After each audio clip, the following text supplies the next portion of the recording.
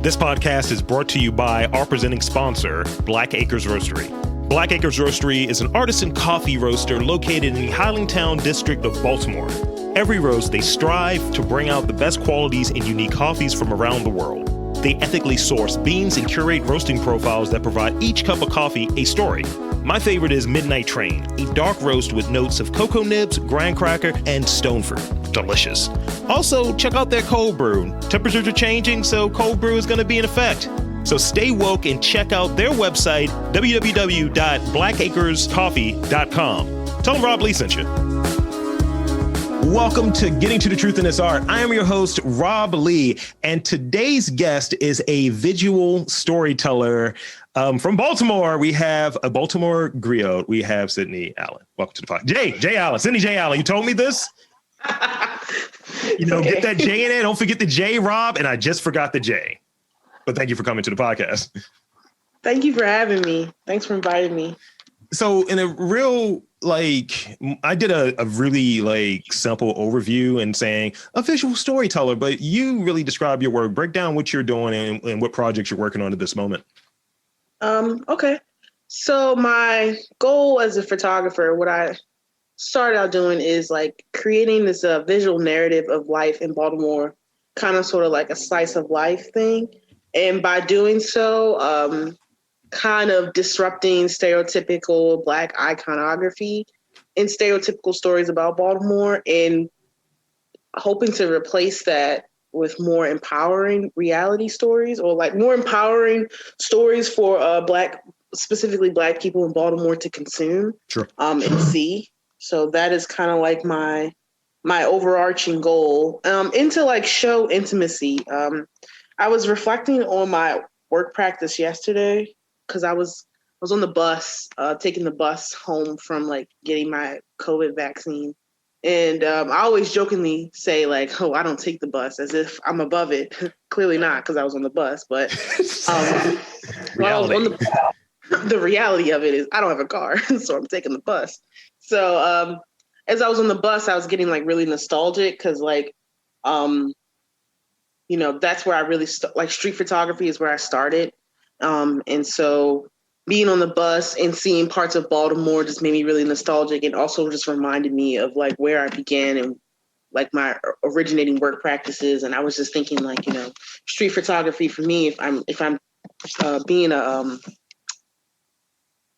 visual storyteller, street photography, or photographing neighborhoods in Baltimore was kind of my world building aspect of storytelling. And then I guess my portraits would be my character development aspect of the storytelling. Yeah. So share, I remember the term, not everyone throws out griot, right? And as a term and some intentionality in making that a handle that you're using regularly. So speak on and share the importance or the intention of using that term. Because I have an idea, but I got mine from Morgan. I want to hear your how you deem it and why it's important for you to use that in your branding.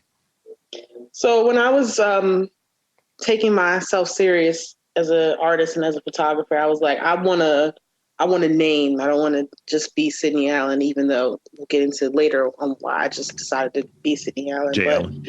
Sydney J. Allen, you're right. So I was looking for a name, a pseudonym, I guess. And I wanted it to be a reflection of, where I come from and also a reflection of me being a Black person or having some ties around Black identity, because I knew I wanted to just strictly work and photograph Black people. So I had a friend that was a part of a program, I think it's called Griot's Eye. And I remember the terminology griot and what it meant, a West African term, in short, meaning storyteller, or it's a trade that was a thing.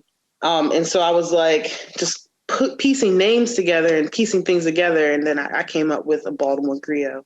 And that's exactly, I was I need something that's going to encompass what I'm doing. And so aBaltimoregriot, a Baltimore storyteller. That's what I do. I think that's important though. In looking at it is obviously it's something that for certain cities, especially Black cities, there's this constant, how can we sanitize this and change the colorization of it. And I think if someone is carrying that along and trying to speak that truth and being a person that carries along that old tradition, and maybe in your instance, a visual tradition of this is Baltimore or what have you, and this is the honest approach of Baltimore, it bucks at that sanitation attempt, that gentrification attempt, that conscious rebranding attempt. It's a very specific Baltimore that I'm looking at too. Mm-hmm. I know Baltimore is a majority Black city, and like it's weirdly put together of like Yes. poverty and then really niceness, and it's a mix. It's a very mixed city. Like you got Greektown, you got like over there over east over Patterson Park. It's a lot of like Hispanic people that live over there. Like Baltimore is mixed. Yeah. It's very mixed, but I am very focused on like the black people that live here and their experiences, because I just feel like, one, that's where I grew up. That's how I'm a Black person. Yeah. So it's a reflection of me and my life, but also like that's just my lane. And I think that's really important when you're an artist, is like sticking to your lane. Totally. I'm not about to go over in Patterson Park and start photographing a bunch of Latino folks. I'm probably using the wrong terminology here, but I'm not about to do that because I'm not Latino. It's not your story, and not my story. And to even echo that point, you're right. Like even looking at Eastern Avenue, you have like Little Italy, and then colloquially is like, this is where the Spanish folks are at, and then Greektown. It's like, hold on, the same street. Yeah, Baltimore is weird like that. But like, I'm not going up there. Tacos, and then what's Greek food? Gyros. That was super Black. I appreciate it. You get the wild grape leaves. You get the spanakopita. Yeah. Chata. Like it's just a respect thing, and like even as a Black person, and the point of photographing Blackness is also showing that we are not a monolith and we're not just like one brand. There's a lot of intersectionality in being Black. Mm-hmm. And so that's also what I look to explore. And there are parts of that I am still very mindful of too, like going into certain spaces and photographing it. I make sure to very much so stay in my lane. Because there are a lot of photographers in the city. I recognize I'm not the only person in Baltimore photographing Baltimore, trying to tell a story of Baltimore. Everybody's doing that. There's a lot of people doing that. And they're doing it from their perspective. Sure. So I think that's really important to recognize. Yeah, and I think the thing happens in different areas where there's this conscious effort for people to be, I'm going to be the voice of Baltimore. Here's my podcast. And it's like, it's not that good. Or you're taking, I'm just keeping it funky, but or you're taking this angle from it as a very specific angle. And some people try to do a little bit too much. And it's like, if you're going to do politicians and do politicians, don't talk to artists or don't talk to like entrepreneurs with that same approach, because then you're just muddying the water and it just doesn't quite work. And being in a specific lane and kind of have that self-awareness of this is what I'm trying to accomplish and this is the angle that I'm coming from with it. I think that's important for any artist to really look at. And it's not pigeonholing yourself, I think, but it's also like, no, this is where I think I'm most effective and this is what interests me at this point.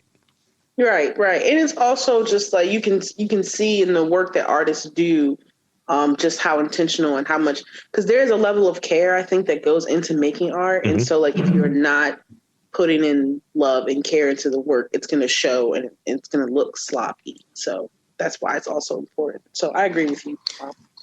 Got to know your lane. So has there been a project, maybe it's the current one, maybe it's the ongoing project or feature that has really stuck out to you, and why? Like just something that you've either worked on or something that you've seen for someone else that really is like caught your eye, and what made it catch your eye? You talking about for me or for other artists? Either way, for you or another artist. Trying to think of what I've been consuming lately. Shay McCoy's West Baltimore Ruins, I think, is a really specific look at Baltimore culture and Baltimore architecture in general, which I think is really interesting. And also, been looking at a lot of Larry Cook, the photographic works of Larry Cook,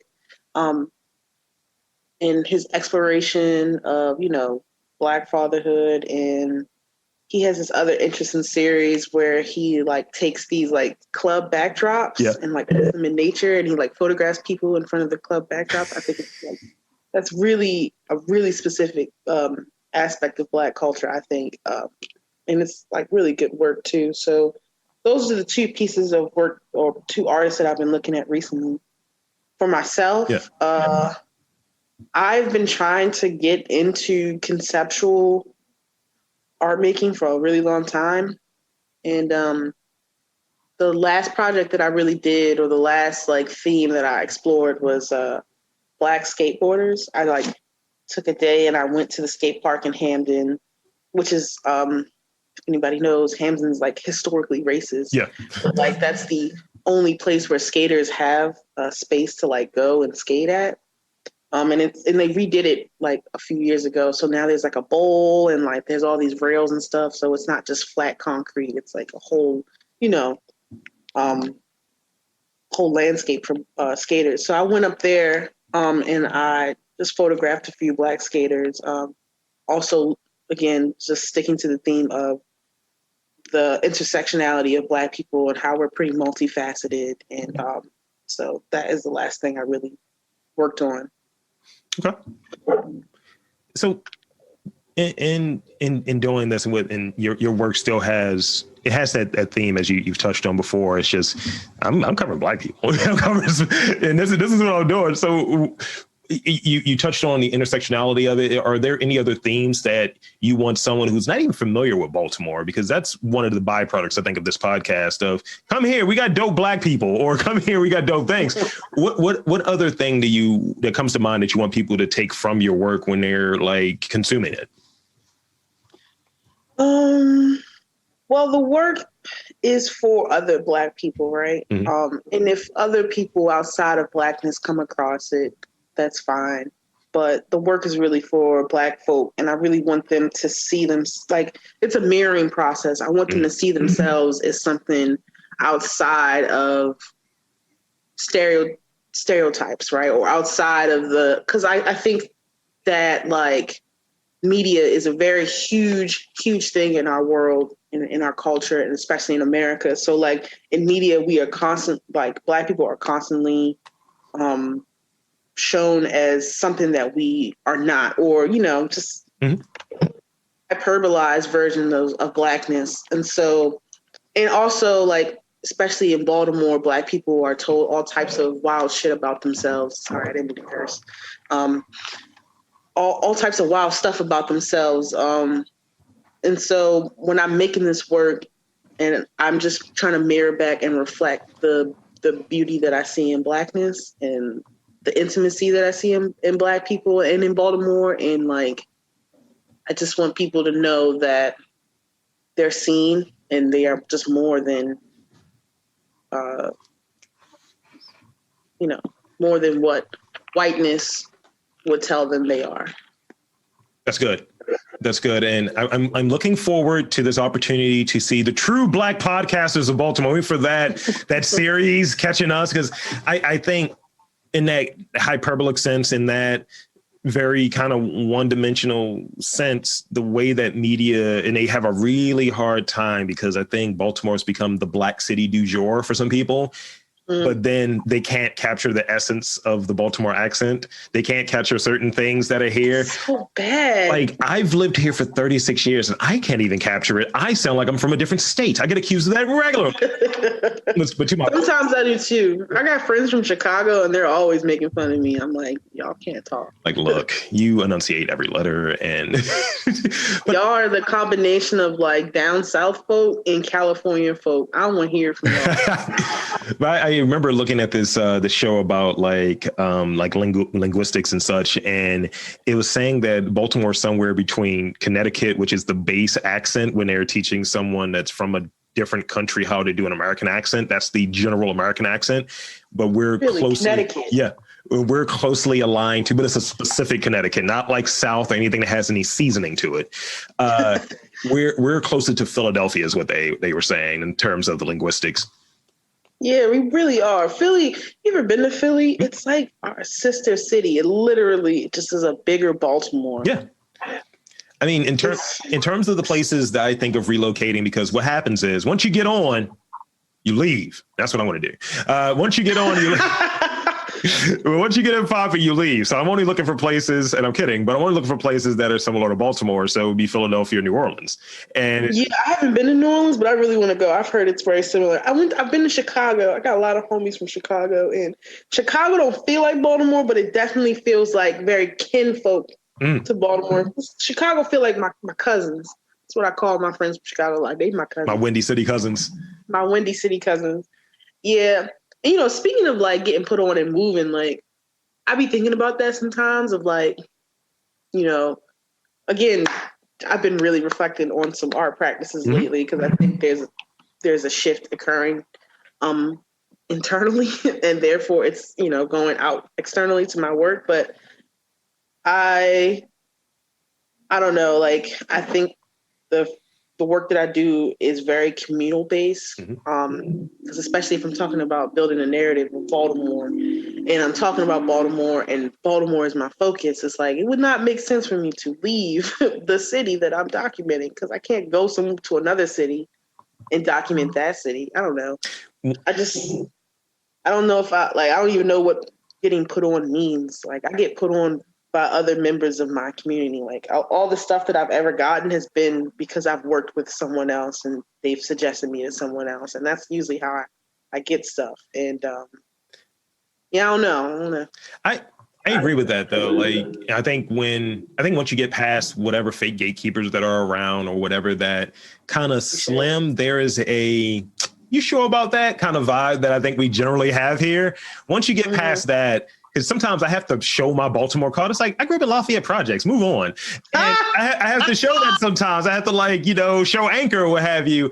And, it's one of those things. But I think once you get past it, the community is such that, and the artistic community and the business community is such that they're going to be there for you. And I hear it every episode, especially for people that move here and they try to endear themselves and be a part of the community. It's like people always look out here. So this notion of leaving, it's a really hard thing to do. It's like leaving the job where you're like, I know this is on point here. It's like, there's got to be a lot that makes me want to leave. There's got to be more than just a couple of dollars or the notion of being put on. It's like, how do you define being put on is the way I kind of look at it. Right. And I think also like the idea of being put on and gatekeepers, like, I think that's changing because I think a lot of Baltimore, especially Black artists, are like, we are trying to disrupt that. Right. We want I feel like there are a lot of Black artists trying to build their own spaces because let's be real here. Like 100% of this Baltimore culture is by Black artists. So like, I think Black artists are really trying to like reclaim that and trying to get into other spaces for real or make their own space. And yeah, I mean, that's not to say that I don't want my work to let me travel. Like, I definitely want to shoot for bigger publications one day. Like, I love the Atlantic. Would love to shoot for the Atlantic or the New York Times or the New Yorker or whatever. Like, yes, I want to travel for that stuff, but I don't have to like leave my city to do that. I want to do I think COVID has really showed us that you don't got to leave nowhere to do nothing. Totally. I want to do a series where I look at cities that are deemed quote unquote bad cities that happen to be a high concentration in Black folk. And I want to interview and get a lay of the land. That can be an easy series right there. And this would be still my focal point, my base, because I'm from here and I love the city. And yeah, like I definitely like the way I see it. I'm 28 now. Damn, I'll be 29 this year. But I think like in my 30s, as I'm getting ready to be aged and seasoned, wow. I think my nest, where I buy property and land and stuff, will be here in Baltimore. But that's just my nest, and I can like go elsewhere with my art. Like, but Baltimore is my home. As I'm shedding my wings, because I'm closer to 40 than 30. And as I shed my wings and figure out where I'm going to put my second nest, my side nest, as it were. No, I'm kidding. My side nest is going to be out this country. I can't. My side nest is in Canada. It's just like I'm a Blue Jay. It's just like in the division. So describe qualities of that Baltimore aesthetic, because you're capturing different things, capturing the scenery, capturing the architecture and the people that inhabit it. So give those qualities of the aesthetic, because I don't think we get a lot of love for how this city is. It's got some old stuff and it's got some new stuff. Yeah. When I think about the architecture in Baltimore, the first thing that comes to mind is row homes. Mm-hmm.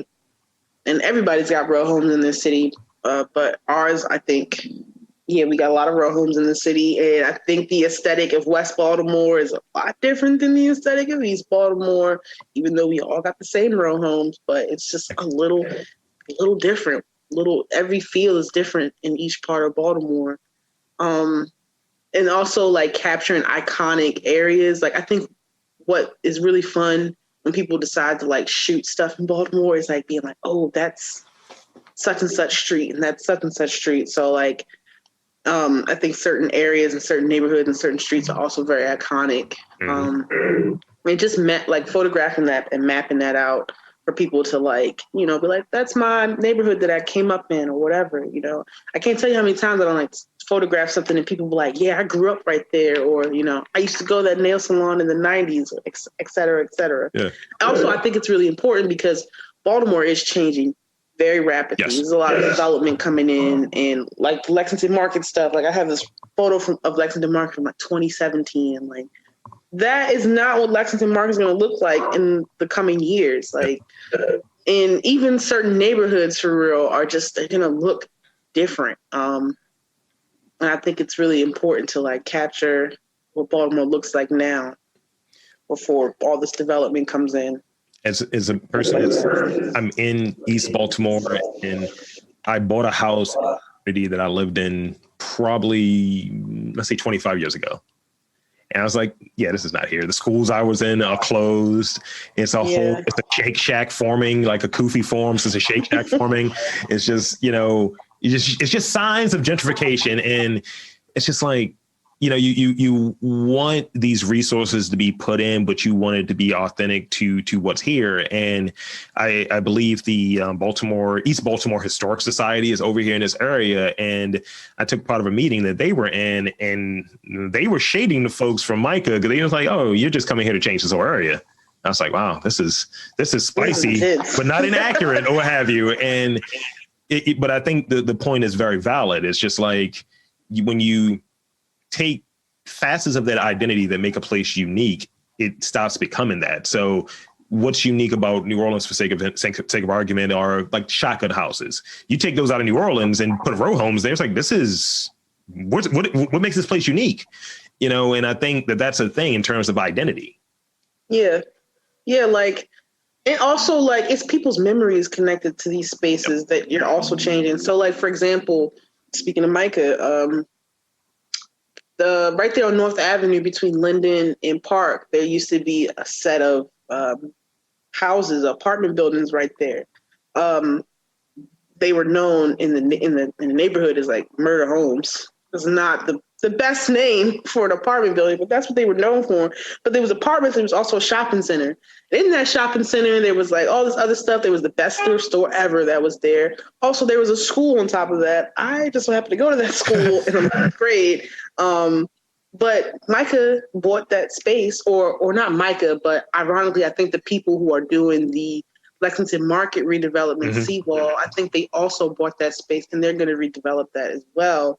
So like and then the school back there, they also changed that school. So it's no longer, I forgot what it was called, but it's not that school anymore. It's another school and it's redeveloped and stuff like that. So stuff like that's happening. Like, and even it's just so much has like changed. Like that's not the neighborhood. And like, it's, I guess, good because who wants to be in a space called murder homes, but also like, this space is now, it's nice now, but is it who's it nice for, right? So, and the people that lived in murder homes are not going to live in those nice new redeveloped spaces. Right. They evicted those people out. Are they going to ask them to come back and live back in those spaces? I don't think. The rebirth of murder homes. I feel like a 1998 rapper want to live in murder homes. Truly, like, I don't even know how them apartments looked on the inside, but they were people's houses. But part of the stuff that gets me when it comes to that identity kind of conversation is you mentioned like Lexington Market, and what I would go with in terms of remembering stuff would be the smell of peanuts. And it would be going to get like a hot dog or what have you from like the Constant spot, and get some candy from the spot next there, and maybe get a roast beef sandwich. Or corned beef, and that was the go-to. That was the go-to for me. It was my father. Like, he loves some seafood, so when he would come to Baltimore, the seafood spot in the back, best oysters I've ever had. The chicken, who's chicken? Yeah. And it was like 50 gajillion sandwich spots, but I didn't get corned beef sandwiches. I just got like a regular turkey sandwich. But niggas love them a corned beef sandwich or pastrami sandwich. The point is, like, you go to Lexington Market for certain foods. They also have like fresh food that you can get, like fresh fish and fresh meats. Like, there's not a lot of fresh market spots, for you to get stuff like that. And it's accessible, right? It's in the heart of downtown. Because I think when we talk about development, in what we should be also focusing on is like these spaces are not going to how do I say this? Black people want to feel welcomed, and they want to feel like this is also their space. So when you come in and redevelop it and you make it more inclusive, you take out the aesthetic and you take out the thing that makes Black people comfortable to want to come there, right? Like, I've never seen that many white people in Lexington Market. I'm going to keep it a brick with you, but like, I bet you that redeveloped Lexington Market, you're going to see all types of people up in there for real. You'd be walking dogs and shit. Right. And like, how comfortable is that going to be for other Black folk? Not saying we are scared of whiteness, but like, how it is when, you in a space and other people feel like you are a threat in that space. You therefore become uncomfortable. And that's usually what happens. I'll keep it a buck here. The Lexington Market got the title of world famous before this redevelopment, so act accordingly. Really? Yeah, and I remember a lot of the iconography down there for like the Baltimore Arena and even Lexington Market stuff in that area had these things that kind of echoed Black designers from a certain era. And it's like, let's strip that away and give it this kind of sanitized vibe. And it's like you're taking things around it that are the reason that people went there. And I'll leave on this before I go to my next question is I remember taking a stroll through like that backside, Rashfield side of the Inner Harbor, and they had like a setup of what the design was going to look like in a few years. And I told my brother, I was like, it's going to be some weird curfew here that's going to be excluding Black folk. I was like, I guarantee you, because it looked like glass everywhere. It looked like a gallery. And I was like, we're not going to be allowed in here. What's also ironic, and this is the last point. Yeah. What's also ironic about the Lexington Market area, or the Lexington Market, is also, and what people fail to realize about Baltimore City is like the like history of slavery here, and like how they used to sell slaves in Lexington Market, and like all types of like weird history. And, well, not weird, but like it's historic, and like it's so weird to like redevelop a space for whiteness and not, honor it for what it has been, what it means historically, and how to preserve it for other Black people. But yeah, that's just the weird part about it. I didn't know that factoid. That's why I never wanted to go into the basement there in Lexington Market. Oh yeah, I'm pretty sure it's haunted. Super haunted. Yeah, it's that episode of Lovecraft Country. It's like, no. Exactly. Have you seen that? Someone did a series. Someone like did some photos. Like they went in the basement of Lexington Market. And there's like, because apparently there used to be like a thing down there. I don't know. It was like a quick little photographic exploration of the basement of Lexington Market. And I was like, I would never. I might pitch this. I might pitch this show. Like Ghost Hunters or what have you, Baltimore. Oh, I'm pretty sure Baltimore's on it. Frederick Douglass lived in Fells Point, and they also sold slaves down there. But hey, go to this local bar and get loose. That is, you want to talk about some interesting like stuff in Baltimore. Like, we just don't be paying attention to that aspect of the city. We could just move the veil a little bit. It's a port city, so right there, start Maryland from there. Is technically a southern state. What you think he was doing? Yeah. On slaves. Um, so Yeah. for you, I've asked photographers this a few different times, and I've heard some interesting responses. What would you consider your photographic mantra, or a mantra that you abide by when you're doing your work? What do you mean by that? Like, can you just clarify? Because I have my tagline, which is documenting the aesthetics of this Baltimore life. Like, So, is like that is a mantra, or like, in doing that approach, it's like I want to. Like, I have a mantra for when I'm doing my podcast. So I'll say, like, look, I'm just going to try to keep it as authentic as possible. And that's all it is. It's like, this might not be great. This might be quasi problematic. This might be goofy and stupid, but I'm going to try my damnedest to keep it as authentic. So something that you keep in mind when you're trying to put together, like, okay, I want to shoot this. I know I'm going to shoot this. Am I getting this in this right way? What is my mindset when I'm approaching this project? What's something that comes to mind in that sort of way? Oh, I'm really big on respecting people's. So like respecting people's space, but I really am really big on like capturing intimacy, especially when I'm photographing people. And that can sometimes be really hard to do because, that's a sacred thing for yourself. And so like when I'm shooting certain events, like Version was the longest thing I've shot. I did that for like 2.5 years, and then COVID came and that just ruined everything. Thanks, COVID. But when I was at Version, it's a queer dance party, right? And it's one of the very few queer spaces left in Baltimore because every other club has been torn down. Yeah.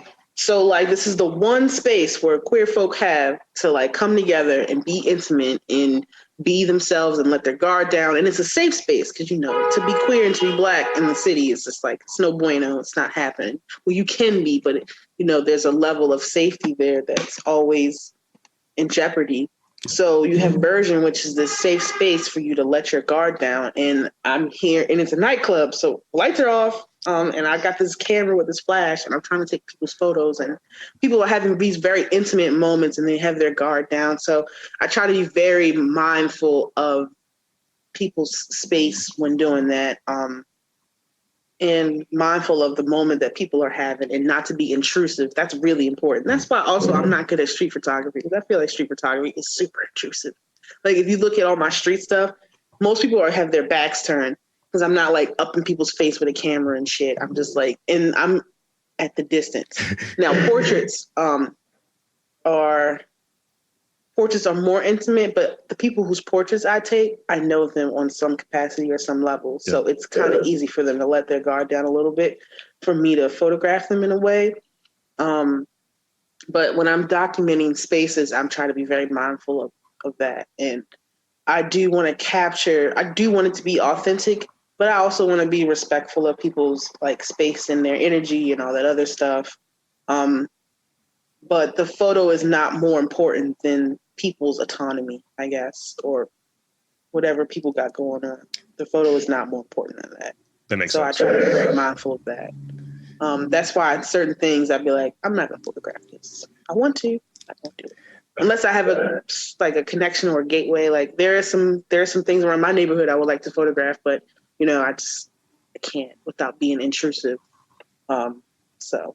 Yeah, we did a photo shoot at the end of last year, and I just remember, like, I am not photogenic. I'm probably the least photogenic person you ever meet. I don't know what to do with my limbs. I'm 6'4". I don't know what to do with my body. And they were taking a picture. It's like, Rob, can you be more fluid? I was like, huh? What? Huh? It's not raining. And it's like, look, we want to take a shot of you. We had to get up in your nostrils. We had to get all up in there, just get the whole face. I was like, come on, whatever you need. You got to know your angles. It's hard because everyone's shorter than me. That's the thing. It's like, you better get a stool. Yeah, it's like, look, I'm going to stand on top of this car and take a picture of you. I was like, appreciate you. I have a couple more questions and then we'll be done. Give you a chance to shamelessly plug. Shamelessly plug. What are your favorite areas to shoot in Baltimore? I don't have any. I mean, my neighborhood particularly. Okay. I like stay around. I live over west near Drew Hill Park, so I like to just I stay over here and shoot. I don't have a particular area that I like to shoot in. Street's not my it started to be my thing, but it's not really my Got thing it. anymore. But any area of Baltimore I'm in, it doesn't really matter. The space doesn't matter. It's about what's going on in the space that matters. That I'm just like, ooh, let me capture that. That's beautiful right there. So it doesn't matter where I'm at. It was I want to say we were up there getting beer last week on Eastern Avenue, and it had just got a little warm, and I was like, oh snap, everyone's outside. It looked like a festival.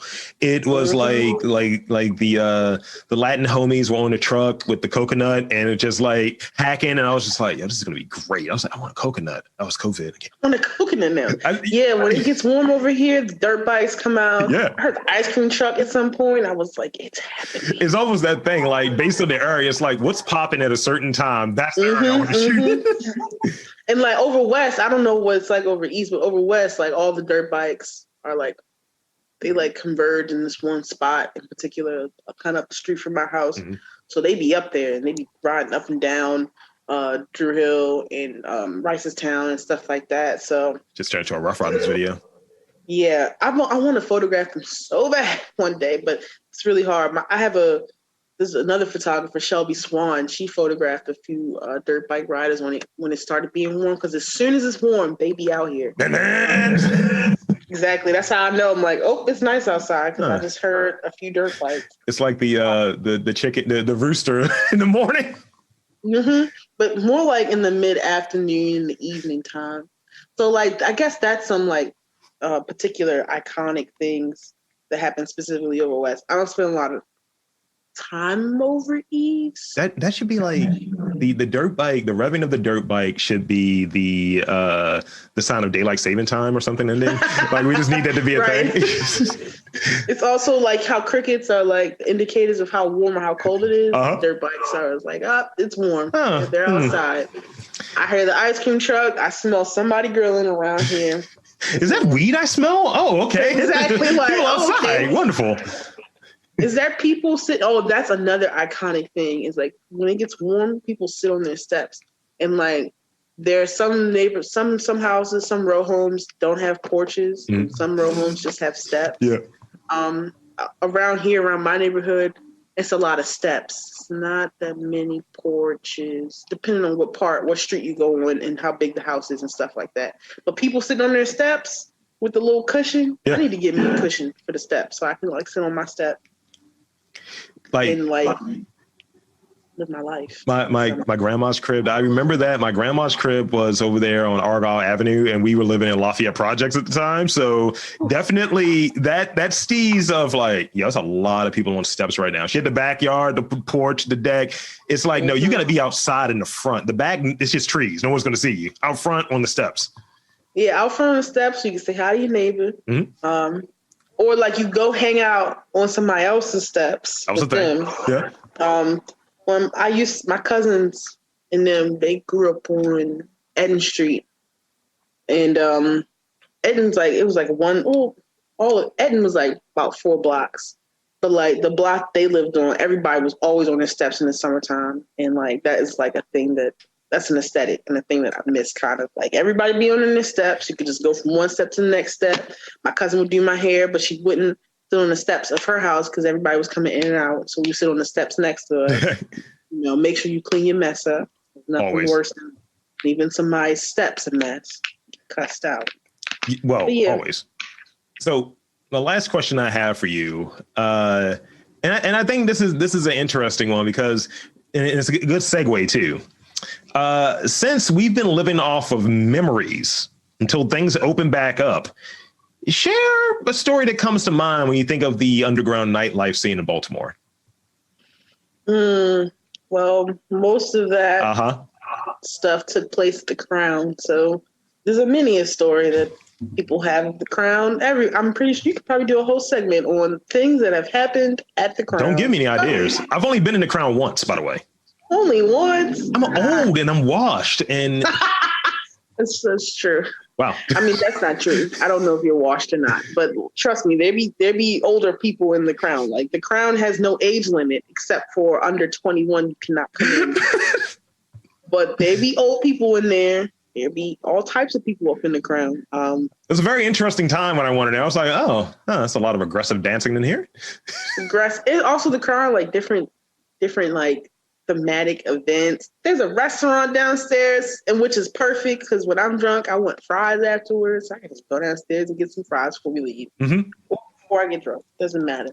But I think most of those nightlife stories revolve me being at the Crown, specifically at Virgin, or any other show, because I also was not just Virgin was I photographing, but I was doing I shot a few other like musical events.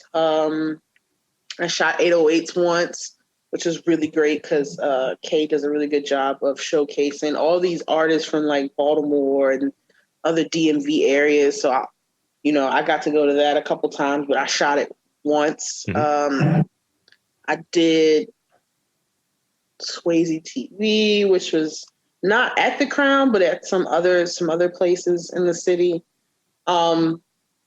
So most of my nightlife stories just involve me being in some space where there's a bar and it's dark and I have my camera and I'm just like photographing people in the club, but not any club, just specifically the Crown. I dig it. And if not the Crown, then just like being outside at night in Baltimore, which sounds kind of scary, but it's not that bad, honestly. Just don't be in certain spaces. But yeah, just because Baltimore is very different at night than it is in the daytime.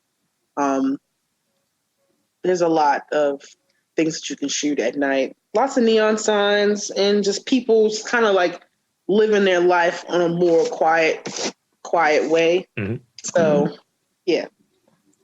So that works. So shameless plug time.